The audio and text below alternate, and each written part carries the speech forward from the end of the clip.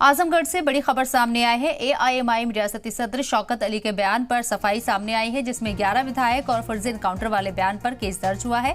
Media ने मेरा बयान तोड़ मरोड़ कर पेश किया। शौकत अली ने इस बात का जिक्र किया, मेरा मकसद किसी को उकसाना नहीं है। शौकत अली ने बार बार इस बात के ऊपर जोर दिया, सिर्फ मुस्लिमों के हक की बात उठाई मैंने। वहीं बयान पर केस दर्ज किए जाने पर रद्दअमल का इजहार करते हुए उन्होंने कहा कि केस ही दर्ज हुआ है, एनकाउंटर तो नहीं, मैंने फर्जी एनकाउंटर का हवाला दिया था।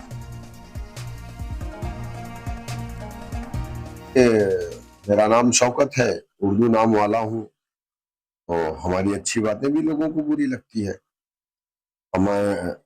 हमें आजादी भी नहीं है क्या अपनी बात हम कह सके। दूसरे लोग हमारे खून की होली खेलेंगे और क्या नहीं करेंगे। आए दिन कठुआ, मुल्ला, पाकिस्तान, क्या क्या हमें नहीं कहा जाता। तो वहां पर कहा जाता है ये अभिव्यक्ति की आजादी।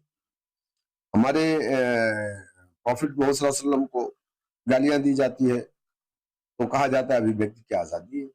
हमारे ऊपर मुकदमे भी हुए, हमारे तीनों को, जबकि जो भी ये मुकदमे हमारे ऊपर हुए हैं, सारी बेलेबुल धारा है।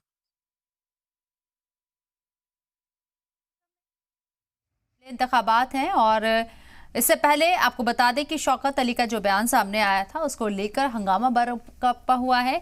एआईएम के रियासती सदर हैं शौकत अली और उनके एक बयान को लेकर ये पूरा मामला खड़ा हुआ है, जिसमें अब उनके खिलाफ मुकदमा दर्ज किया गया है।